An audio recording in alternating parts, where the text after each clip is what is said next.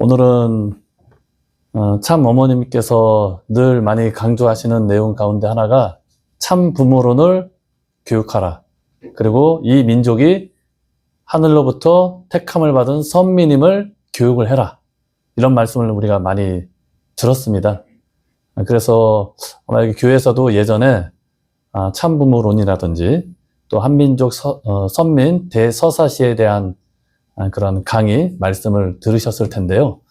다시 한번 우리가 좀 복습하는 의미에서 그리고 새롭게 이 내용을 중심으로 또 세상 앞에 부모님의 뜻을 받들어서 이 내용을 전하기 위한 어떤 준비라고 할까요? 그런 차원에서 오늘은 한민족 선민 대서사시에 대한 내용을 함께 좀 나눠보고자 합니다. 먼저 참 부모님 말씀 혼독을 하면서 선민 대서사시에 대한 내용 함께 같이 공유하도록 하겠습니다. 오늘 축복받은 축복가정 여러분과 모든 축복가정들은 인류 역사의 완성과 하늘 섭리의 완성을 이룩하는 선민 축복가정입니다. 선민 가정 앞에는 원수 나라가 있을 수 없습니다. 모두가 하나님과 참 부모를 중심한 한 형제이기 때문에 우리는 하늘 부모님을 모시고 참 부모의 말씀대로 실천 공행하는 축복 가정들로서 축복의 선민으로서 그 책임을 다하는 특히 오늘 신충천국의 축복 가정들이 되기를 축원합니다. 2019년 7월 21일 신충천국 효정 참가장 희망 페스티벌에 주신 말씀입니다. 이 말씀이 왜 중요하냐면은 어머님 입에서 처음으로 선민 축복 가정에 대한 말씀을 처음으로 주신 그 날이 신충천국 희망 페스티벌 집회였던 것입니다. 그래서 그 내용이 저는 그때 당시 본부에서 있었기 때문에 이 말씀이 더 특별하게 다가옴을 느끼게 되었습니다. 우리가 하늘로부터 택함을 받은 선민 가정이구나. 그리고 이 민족을 선민 가정으로 만들어야 되겠구나.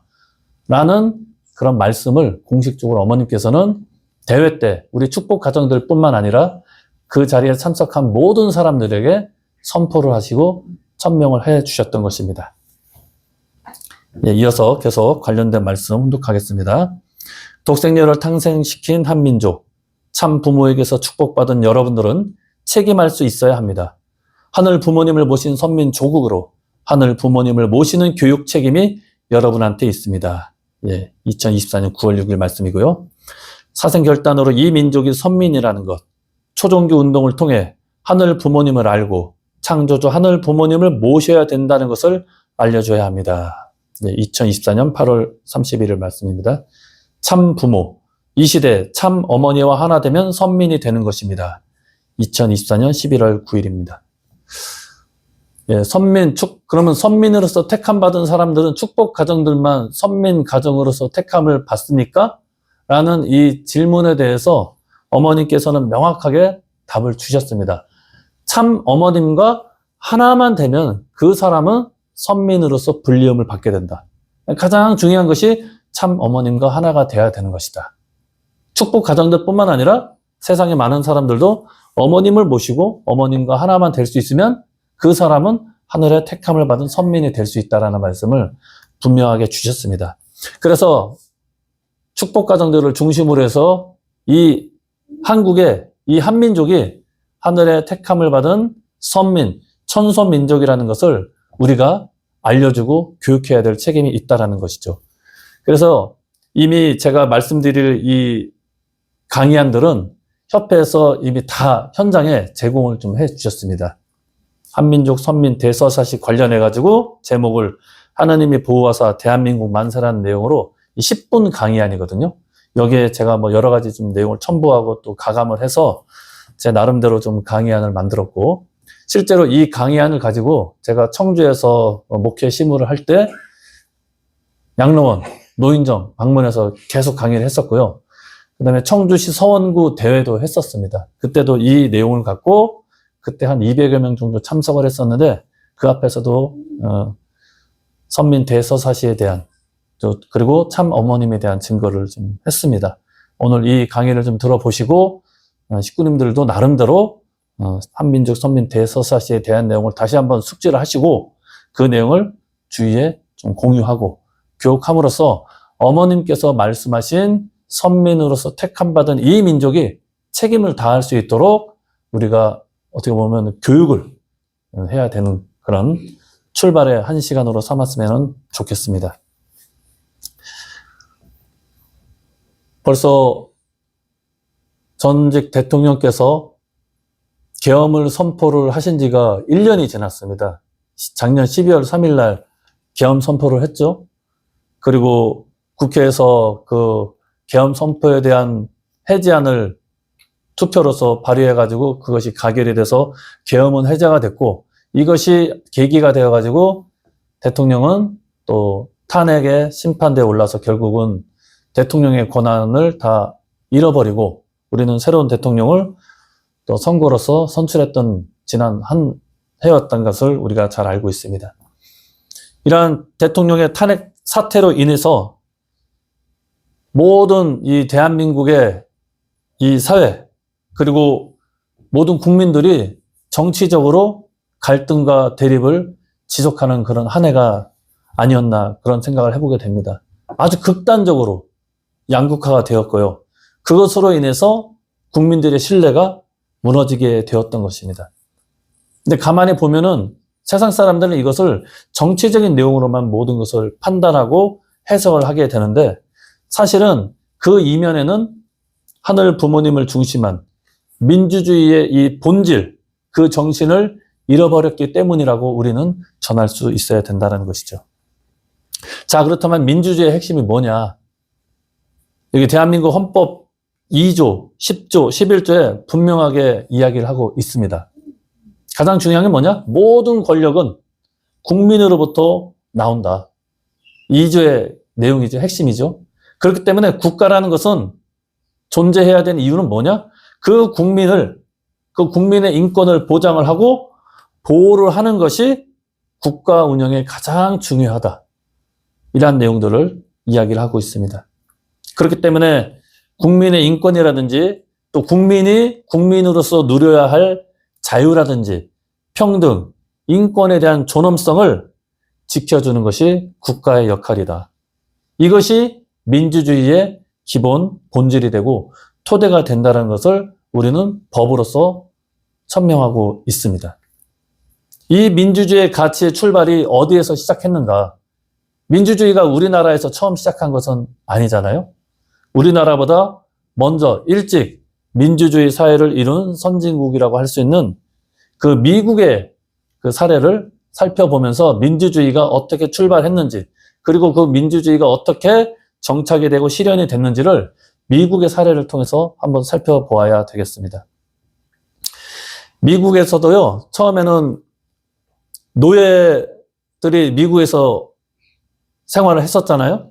계급사회가 있었습니다. 처음부터 미국이 민주주의 사회를 만든 것은 아니었습니다.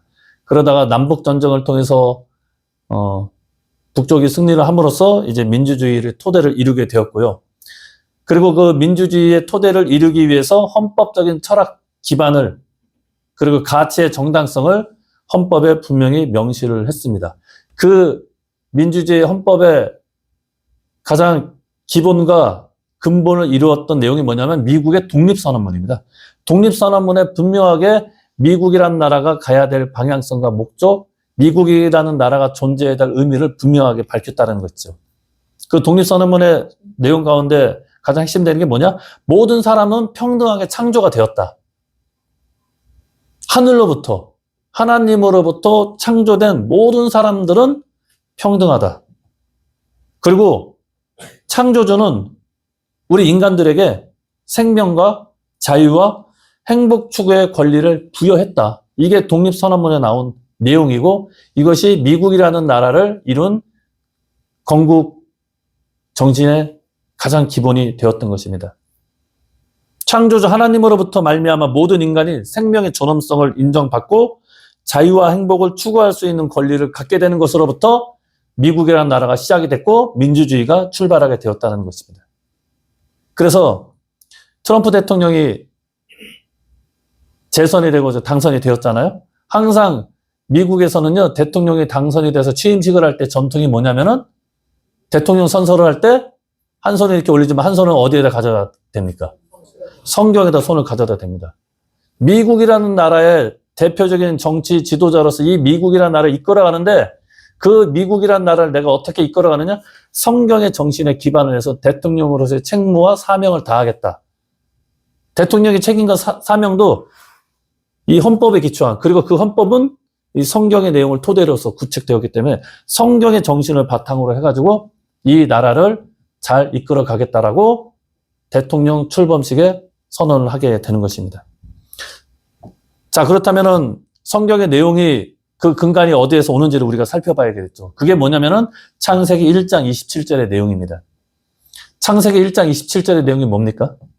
하나님께서 자기의 형상, 곧 하나님의 형상대로 사람을 창조했는데 누구와 누구로 창조했다고요? 남자와 여자로 창조했다. 이게 창세기 1장 27절의 내용이거든요. 하나님께서 당신의 형상을 따라서 인간을 창조했기 때문에 이 인간의 존엄성은 어디서부터 왔느냐? 인간 자체적으로 오는 것이 아니라 하늘로부터 오게 된다는 것이죠. 하나님적인 가치를 지닌 존재가 누구냐? 인간이라는 것이죠. 그런 인간들은 하나님의 형상을 닮은 그런 존재로서 남자와 여자, 그리고 인간 개체 간에 존엄한 가치를 갖고 있고, 그것은 남자, 여자라든지 남녀노소라든지 차이가 없이 평등하게 누려야 될 권리를 갖고 있다. 이것이 창세기 1장 27절에 나온 내용을 갖고 인간의 이 존엄성을 지키기 위한, 그리고 모든 권력은 국민으로부터 나온다는 민주주의가 시작이 되었다는 것입니다. 그러니까 민주주의의 그 출발이 어디서부터 시작하느냐? 하나님으로부터 시작했다는 것이 미국의 건국 정신이고 미국의 헌법의 기초고, 그 미국의 민주주의의 정치 제도를 이어받아서 우리나라도 이러한 내용을 바탕으로 해서 하늘을 중심한 이 인간의 인권이라든지 존엄성, 가치를 지키고 갖고 나가는 그런 정치를 해야 된다는 것이 중요한 내용이 되겠습니다.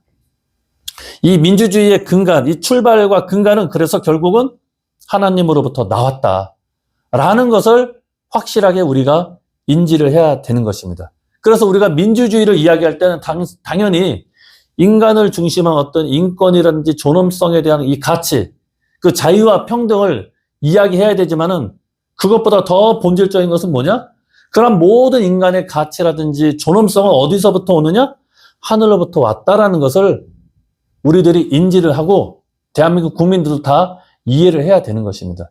근데 하늘에 대한 절대적인 내용에 대한 것은 쏙 빠져 있죠.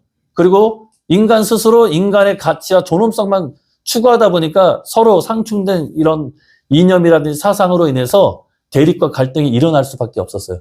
구심점이 사라지게 됨으로 말미암아서.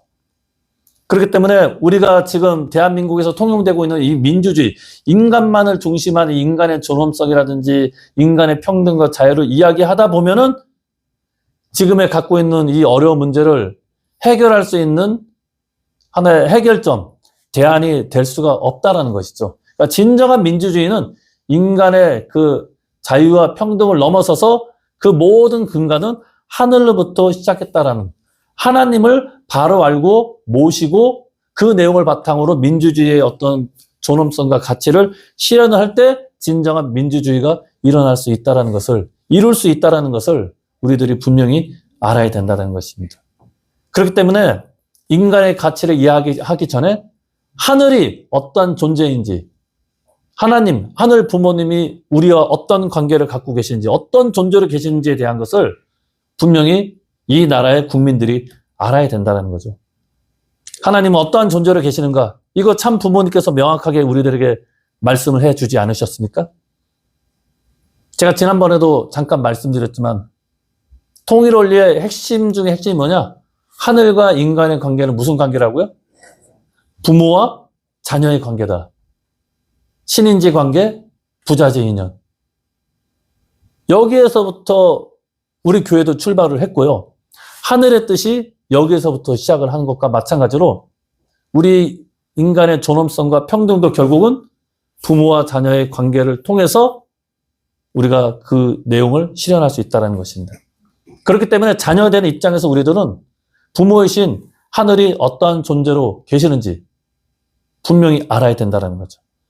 부모이시기 때문에 하나님께서는, 하늘 부모님께서는 모든 인간들이 서로 사랑을 주고받으면서 정말 화합하고 평화를 누리고 행복하게 살아가기를 바라는 것이 하늘의 바라심이었다는 거죠.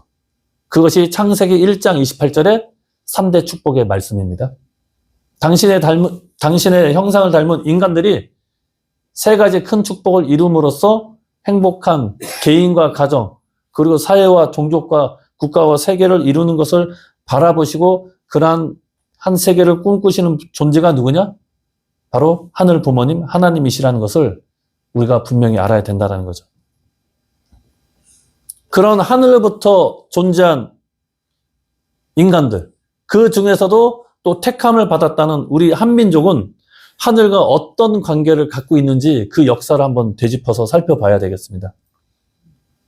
예로부터 우리 한민족은 어떠한 정체성을 갖고 있었습니까? 한민족의 이 건국 신화가 있죠? 단군 신화. 다 아시죠? 식구님들? 단군 신화에 대한 이야기. 하늘로부터 환웅이라는 존재가 내려와가지고 인간과 결혼을 해서 낳은 자녀가 단군이고 이 단군이 고조선을 건국을 하면서 하늘을 중심한 이 나라를 만들었다는 어떤 신화적인 내용이죠.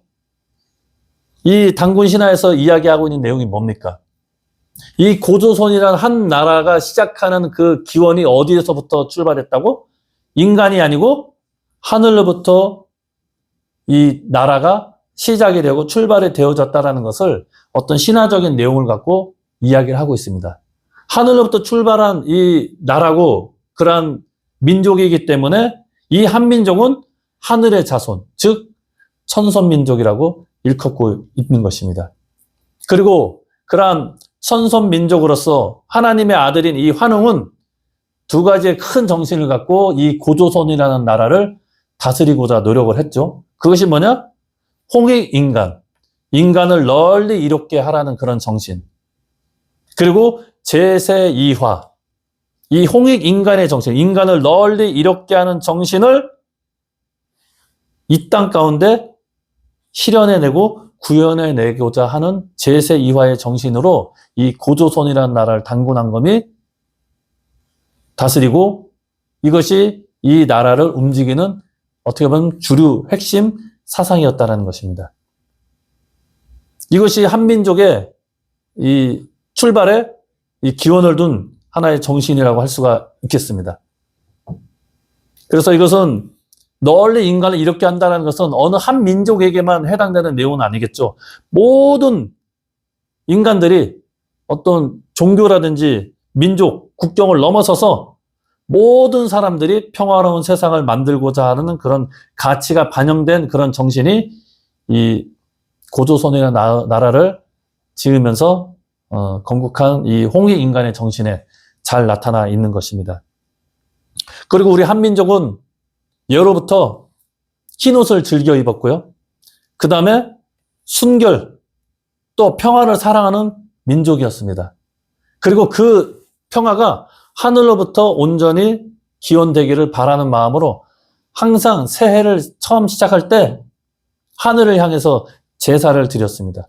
하늘을 모시고 공경하는 그런 제천사상이 한민족의 이 삶 가운데 뿌리를 내리고 정착을 했던 것입니다. 그렇기 때문에 하늘로부터 택함을 받은 하늘로부터 내려온 우리 천선민족이 하늘을 모시는 민족으로서 항상 공경하고 또 평화를 숭상하는 모습으로 살아왔다라는 것이죠.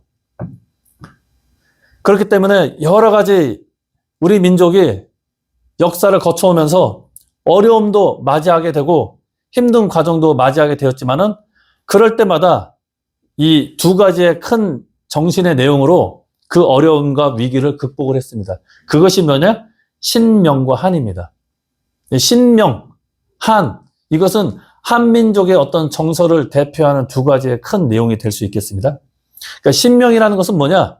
인간이 절대자인 신하고 이게 연결이 되고 신으로부터 이 신성한 기운을 받게 되면은 인간 안에 하늘로 받은 그 신성한 기운이 내면의 에너지로서 이게 최고적으로 발현되는 그런 어떤 상태를 일컬어서 신명이라고 이야기를 하고 있습니다. 그래서 우리가 놀 때도 어떻게 놀으라고요? 신명나게 놀라고 한국 사람들은 많이 얘기하거든요.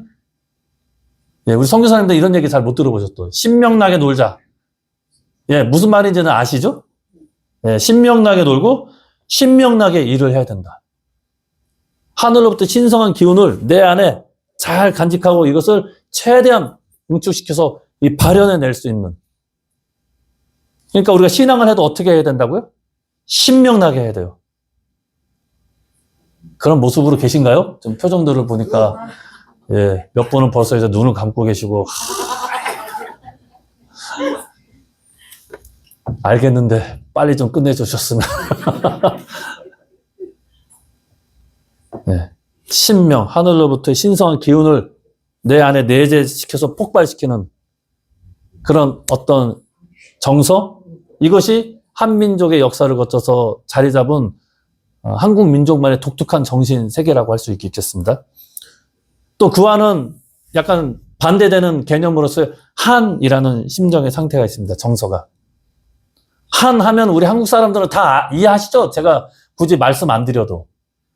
근데 우리 일본 선교사님이나 필리핀 선교사님들 같은 경우 한국민의 정서로서 한, 이 딱 한 글자 들으면은 이해가 되셨나요? 처음에? 잘 안 되죠. 예. 이게 한이라는 게 뭐냐? 사전적인 의미로 본다면요. 어떤 억울한 일을 당하고 그것으로 인해서 고통을 당했을 때 그 억울함과 고통을 해결하지 못하고 풀지 못함으로써 생긴 어떤 응어리진 마음. 이게 한의 정서거든요. 한민족은 그런 응어리진 마음들이 너무 많아요. 왜 그럴까요? 예. 역사학자들이 한민족의 역사를 연구를 해보니까 약 930여 차례의 외세의 침략을 당했다고 합니다. 그러니 뭐 먹을 거를 제대로 먹을 수 있었겠습니까? 입을 것을 제대로 입을 수 있겠습니까? 항상 전쟁 피난하느라고 바빴죠. 저도 잘 쓰는 표현 중에 하나가 아이고 난리 났네 이런 표현 쓰잖아요. 큰일이 일어났을 때 뭔가 좀 큰일이 일어나거나 급한 일이 일어났을 때 아이고 난리 났네. 여기서 난리가 뭡니까? 이게 전쟁이 일어났다는 거거든요. 난리라는 게 전쟁이 일어났다는 거예요. 전쟁만큼 큰일이 없잖아요. 그러니까 한민족은 큰일이 일어났다는 것을 일컬어서 난리 났네. 전쟁이 일어났네. 이렇게 표현하고 있습니다. 왜? 930여 차례나 5,000년의 역사를 거쳐서 침략을 당하고 침범을 당했기 때문에 가장 큰 일이 전쟁으로부터 내 목숨, 내 가정을 지키는 것이 가장 중요한 내용이었습니다.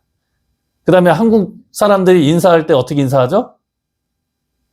안녕하세요 하죠. 여기서 말하는 안녕이 뭡니까? 안녕. 네. 이제 이해가 되시죠? 왜 안녕이라는 표현을 쓰는지. 미국은 인사가 뭐예요? 굿모닝. 이제 아침이니까 굿모닝 하잖아. 비가 오나 눈이 와도 날씨가 안 좋아도 무조건 굿모닝이에요. 좋은 아침. 일본은 오하이요. 근데 한국 사람들은 밤새 안녕하셨습니까? 밤새 안녕하셨습니까? 라는 표현을 왜 써요? 전쟁통에 내가 언제 죽을지도 모르니까 밤새 동안 내가 목숨을 잃지 않고 살아있었는지를 확인하기 위한 인사가 잘 살아있었어? 죽지 않고 잘 살아남았어? 안녕하셨습니까? 이렇게 이야기를 하는 거예요. 그 다음에 하는 두 번째 인사가 뭐죠? 식사하셨어요? 밥을 먹든 안 먹든 그건 관심사항이 아니야. 그냥 인사야, 인사. 왜 그런 인사가 나왔겠습니까? 아까도 제가 설명드렸다시피 전쟁통에 제대로 먹을 수가 없는 거예요. 목숨이 가장 중요하고 그 목숨을 유지하는 일이 밥 먹는 거잖아요. 식사하셨어요?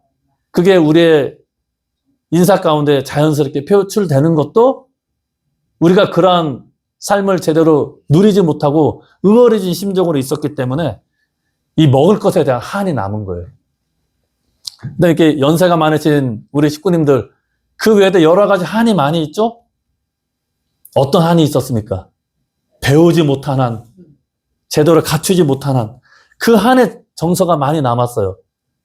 우리나라가 이렇게 짧은 기간 내에 성장, 발전할 수 있었던 어떤 근본된 요인도 이 한의 심정에서 출발하지 않았나 생각을 하게 됩니다.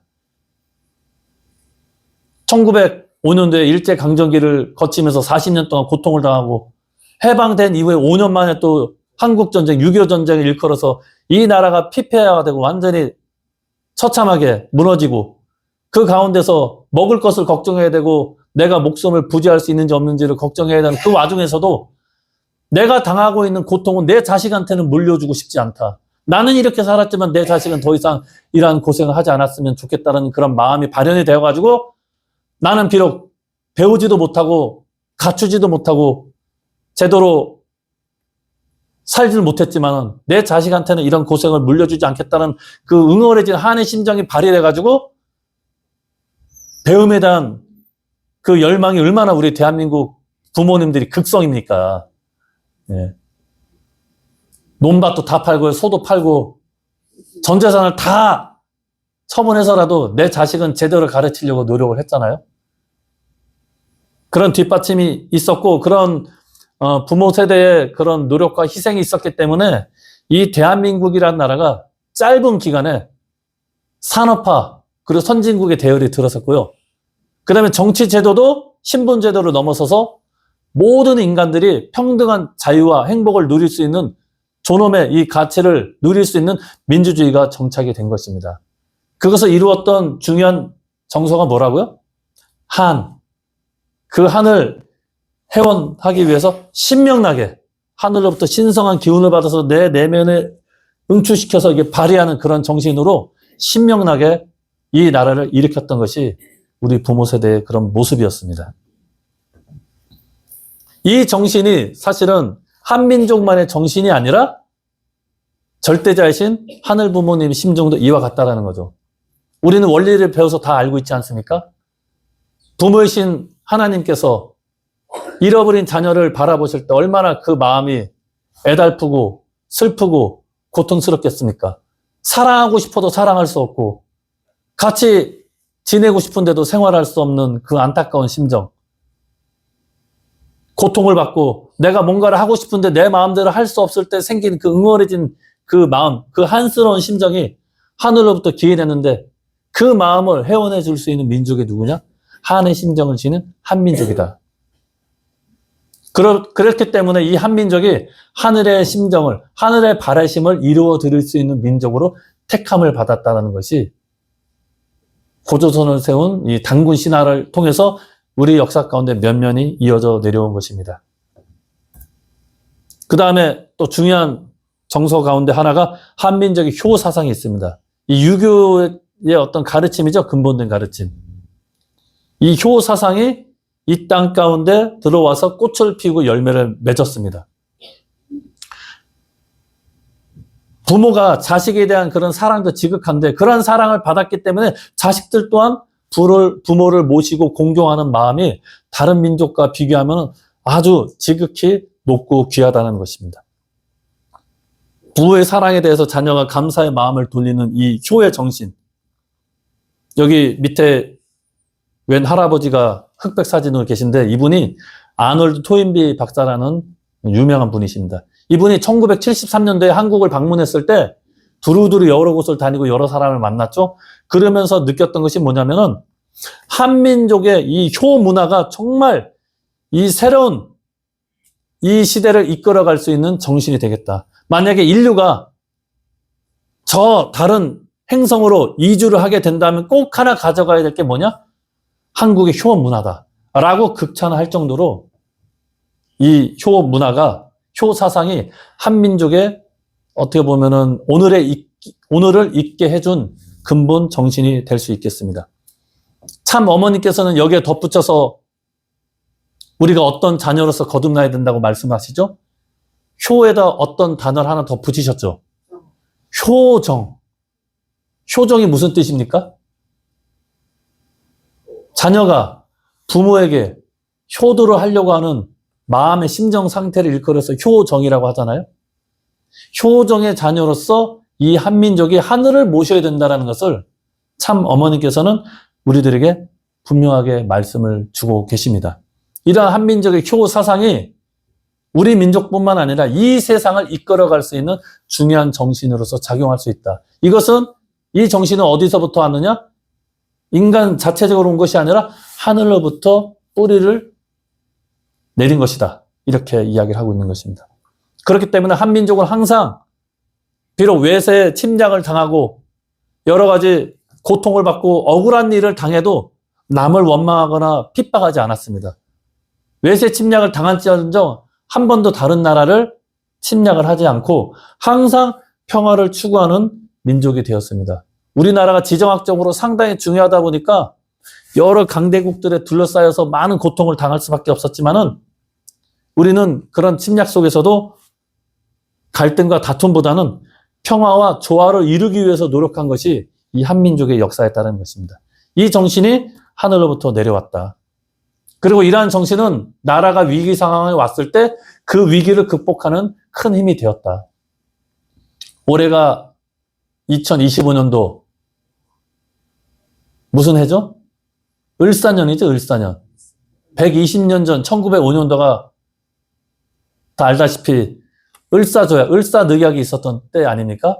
일본으로부터 주권을 이제 어떻게 보면 빼앗긴, 그래서 일제강점기 40년 이 고통스러운 시기가 시작된 것이 1905년도고, 어떻게 보면 120년이 지난 올해도 을사년으로서 어떻게 보면 통일과 여러 가지 어려움을 맞닥뜨리는 것도 하나의 큰 시대적인 또 어떤 뜻이 있지 않나 이런 생각을 하게 됩니다.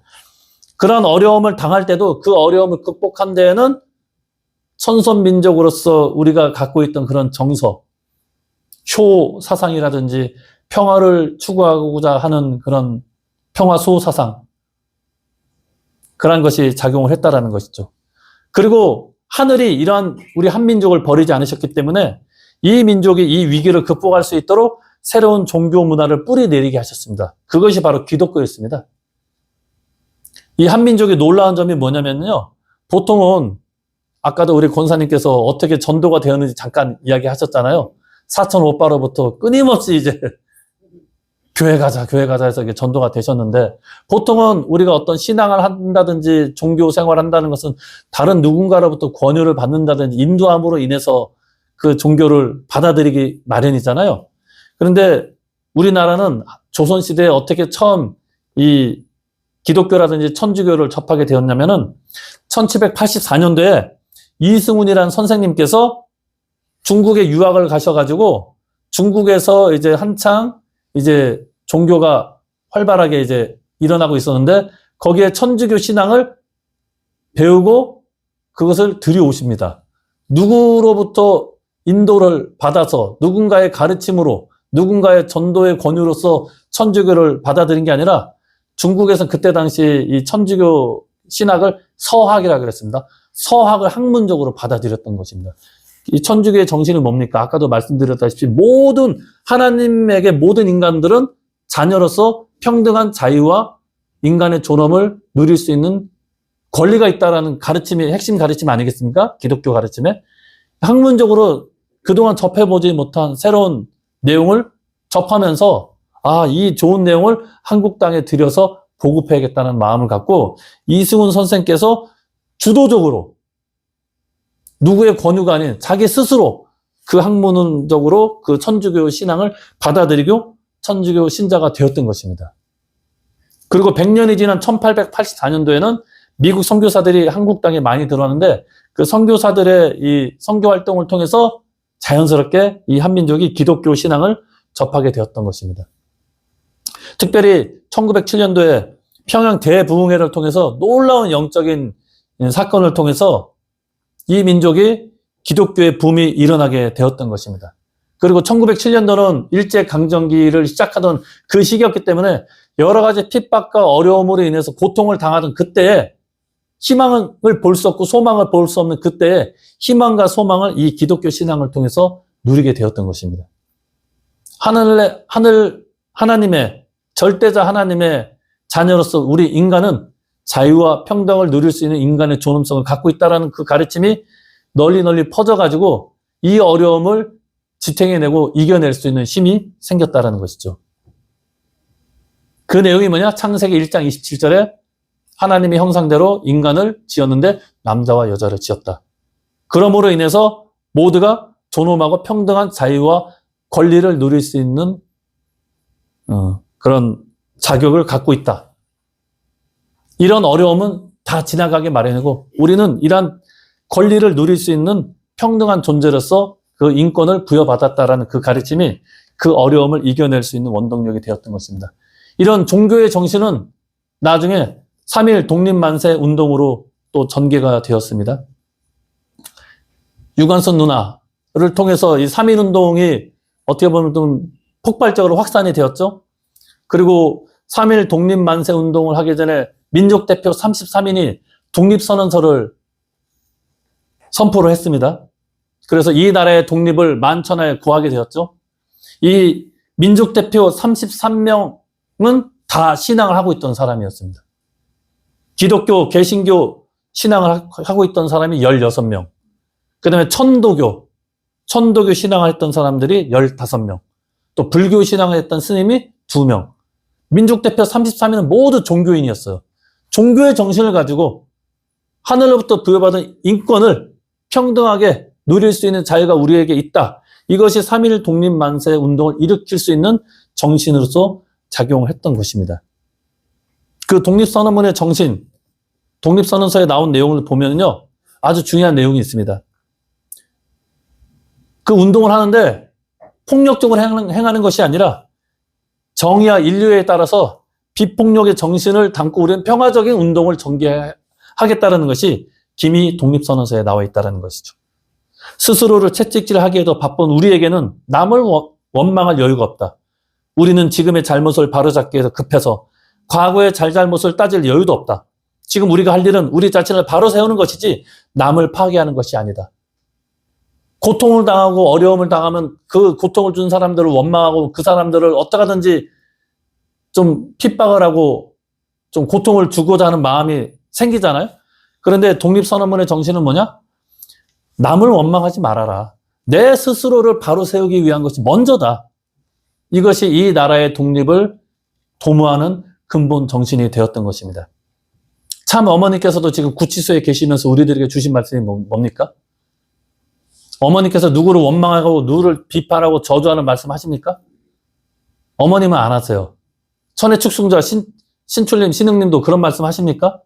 철야 시간에 말씀 가끔씩 하시는데 그런 말씀 안 하세요. 인간적으로는 그런 마음이 들고 싶겠죠. 어머님이 고통을 당한 누구 때문이라고. 근데 어머님께서 그런 원망의 말씀을 한마디도 하지 않으시기 때문에 천의 축승자 가정도 그런 말씀을 안 하십니다.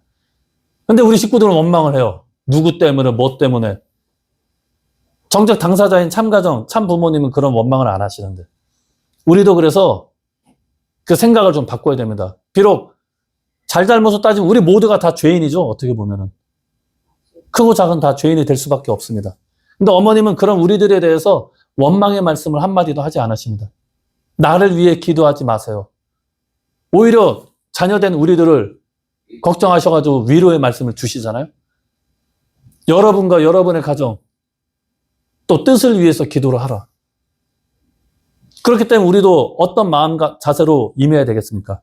남을 원망하기 전에 내 스스로를 다시 한번 좀 채찍질하고 내 자신을 바로 세우는 것에서부터 어떻게 보면 하늘의 섭리를 새롭게 재정립을 하고 나가야 된다. 독립정신을 우리가 다시금 이 내용을 통해서 배우고 이 어려움을 우리도 이러한 정신으로 극복하고 이겨내지 않을까 이런 생각을 해보게 됩니다. 이런 3.1운동과 독립선언문은 나중에 상해 임시정부를 수립하는 결정적인 계기가 되었고요. 상해 임시정부를 세웠을 때 그 나라를 세운다는 것은 헌법을 세우는 거잖아요. 거기 보면 대한민국 임시헌장 7조에 대한민국 신의 의사에 의해서 건국을 했다라는 것을 분명히 밝히고 있습니다. 이 나라가 어디로부터 출발했느냐? 몇몇 정치 지도자들을 중심으로 해서 이 나라가 출발한 것이 아니라 이 대한민국이라는 나라가 세워진 그 뜻에는 하늘의 뜻이 있다. 하늘의 계시에 의해서 이 나라가 세워졌다. 라고 분명히 이야기를 하고 있습니다. 따라서 이 대한민국은 하늘 부모님을, 하나님을 모시는 나라로서 시작을 했기 때문에 그 정신을 우리가 계속 갖고 있어야 된다는 거죠. 나중에 40년의 탄압 속에서 45년도에 해방이 되고 다시 5년 후에 6.25 전쟁이 일어났습니다. 한반도가 그때 당시 많이 분열되었죠. 남쪽에는 미 군정이, 북한에는 소련 군정이 해방 이후에 이 나라를 다스리게 되었고 좌우 이념의 대립이 심각하게 일어나게 되었습니다. 민주화 공산주의 갈등이 본격화되었고 그것이 폭발적으로 일어난 것이 6.25 전쟁이었습니다. 그러므로 인해서 이 대한민국은 공산화가 될 수밖에 없는 위기에 처하게 되었지만은 하늘은 이런 나라를, 우리 한민족을, 대한민국을 보호하기 위해서 유엔군을 참전시키도록 또 역사를 하셨습니다. 유엔이 유엔군을 참전시키기 위해서는 회의체를 거쳐서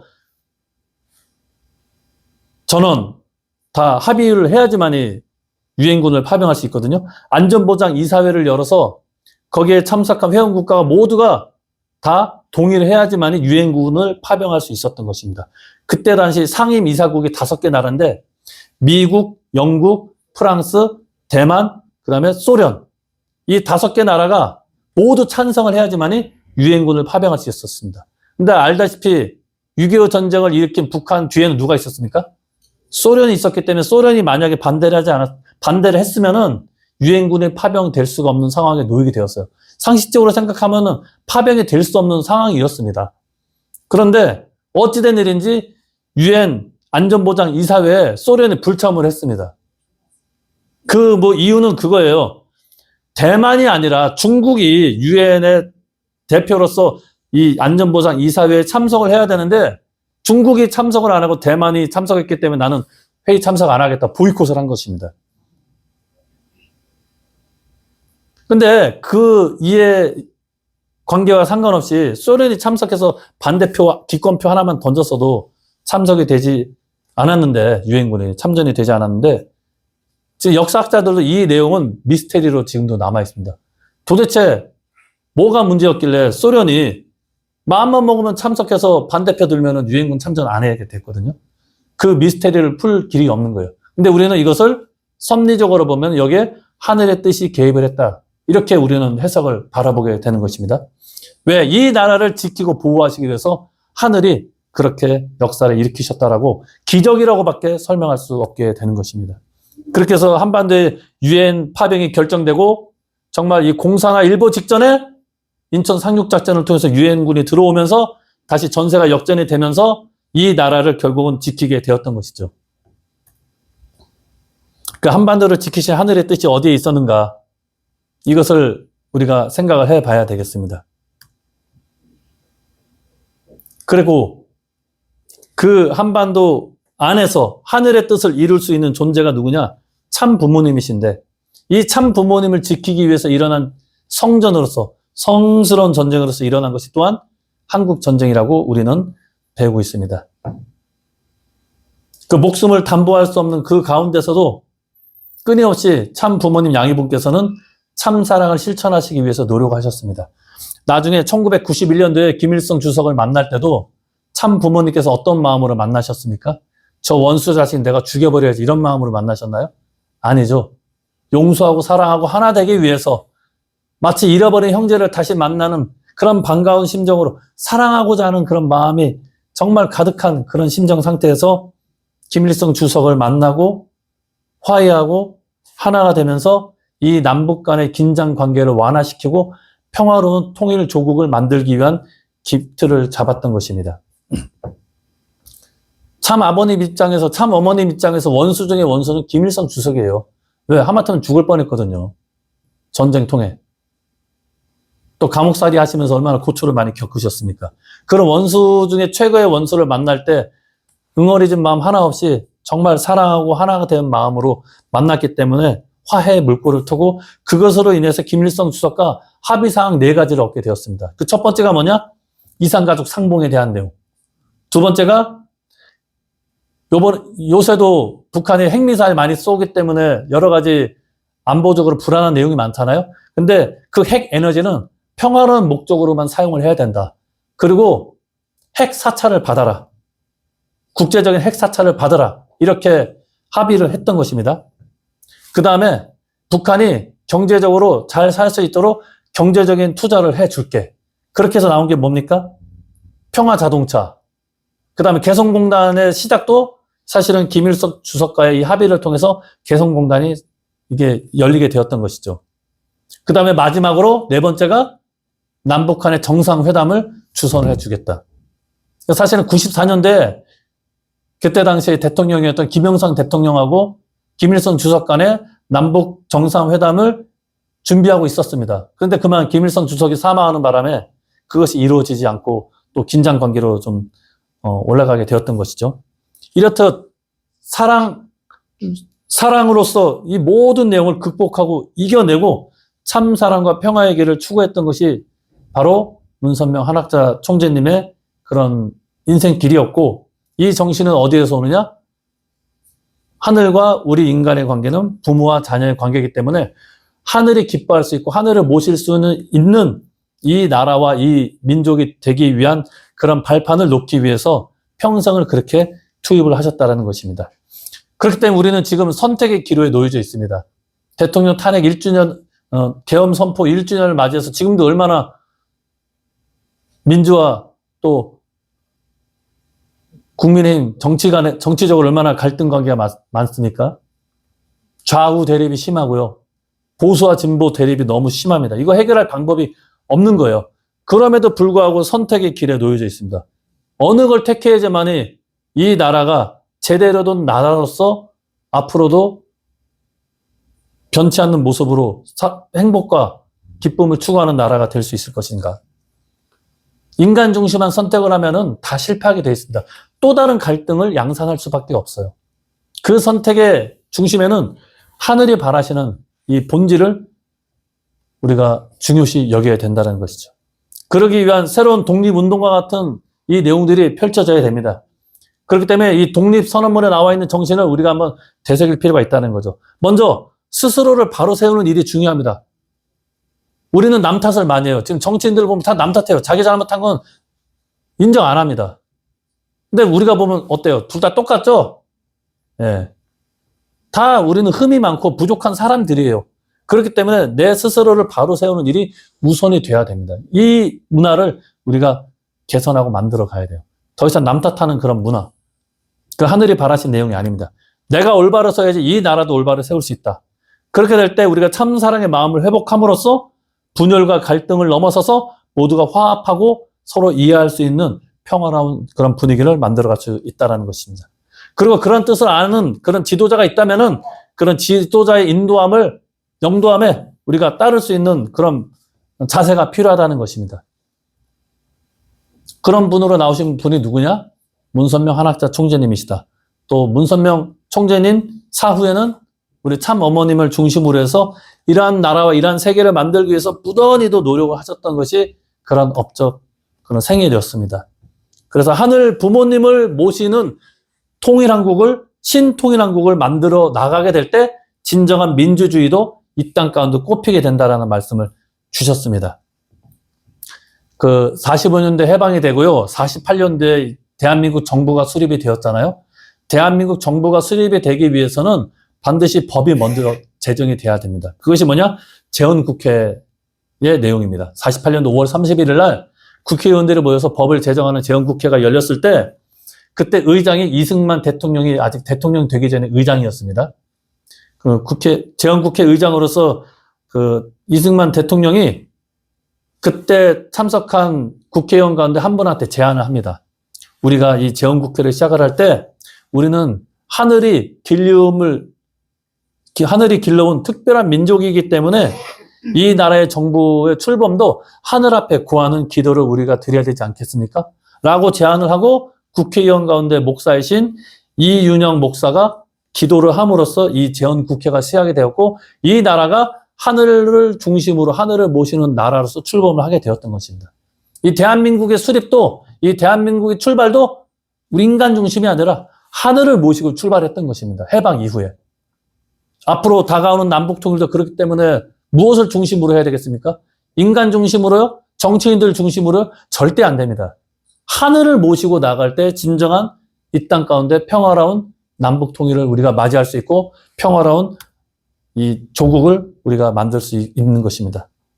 그러한 내용을 하늘 앞에 기도함으로써 이 나라가 출발되었다는 것을 우리는 역사적으로 분명히 알아야 되고 그러한 내용들을 우리 국민들에게, 우리 충주 시민들에게 널리 알려야 된다는 것이죠. 특별히 참 어머니께서는 하늘을 모실 수 있는 한민족의 어떤 상징체로서 그 말이 아닌 실체로서 그것을 좀 보고 듣고 느낄 수 있는 어떤 상징적인 내용이 필요하다고 생각이 되어서 천왕궁 천일성전을 건립을 하셨습니다. 그리고 4월 13일 날 천왕궁 천일성전을 하늘 앞에 봉헌함으로써 하늘을 이 땅 가운데 모시는 한민족, 실체로 모시는 한민족으로서의 어떤 상징과도 같은 모습을 우리들에게 보여주셨던 것이죠. 아까도 영상에다 보셨다시피 우리 평화대사님들도 천왕궁 성지순례를 다녀오시면서 이 천일성전을 통해서 정말 이 민족이 하늘을 모시는 민족으로 거듭나야 된다는 것을 아마 많이 보고 듣고 느끼셨을 것입니다. 그렇게 될 때 하늘을 중심으로 우리가 똘똘 뭉치고 하나가 되고 내 자신을 바로 세우고 우리를 바로 세우게 될 때 우리에게 닥친 여러 가지 어려움도 극복해내고 이겨내고 하나의 평화로운 나라를 만들 수 있을 것입니다. 통일가에 닥친 우리 지금의 위기 상황도 이러한 내용으로 우리는 극복을 해야 됩니다.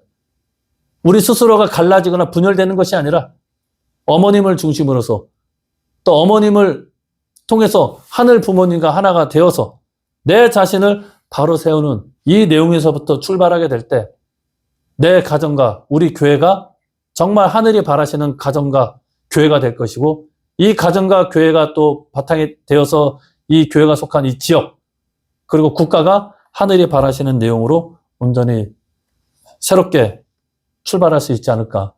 그 운동을 어머니께서는 펼쳐나가길 것을 교육을 해 나갈 것을 우리들에게 간절히 바라고 계십니다. 그러한 바라심을 우리가 이루어 드릴 수 있는 모습으로 금년 한 해를 잘 마무리하고 내년 한 해를 힘차게 출발할 수 있는 모습이 되었으면 좋겠습니다. 잠깐 보고 드리겠습니다. 존귀하신 하늘 부모님, 사랑하는 천지인 참 부모님, 참 어머님께서 비록 여러 가지 고통을 당하고 있지만은 하늘 뜻을 이루기 위한 그 노정에는 중단이 없음을 말씀을 하시고 무엇보다 그 뜻을 이루는 우리 축복 가정들, 택함을 받은 이 선민이 하늘의 뜻을 세상에 전파함으로써 하늘을 모시고 나아갈 수 있는 이 민족과 이 나라가 되기를 바라십니다. 뜻을 먼저 알고 참 부모님을 먼저 알고 있는 우리들이 부족하지만은 그러한 뜻을 받들어서 세상에 알리고 전하는 노력을 다해야 되겠사옵나이다. 오늘 주신 이 말씀을 통해서 다시 한번 우리가 그런 모습으로 새롭게 결의하고 나아가기를 간절히 바라옵고 그 가운데 하늘의 놀라우신 사랑과 은혜와 섭리가 함께 하시기를 간절히 바라면서 홀리 마다를 모신 축복가정 조형의 이름으로 감사기도 드렸사옵나이다.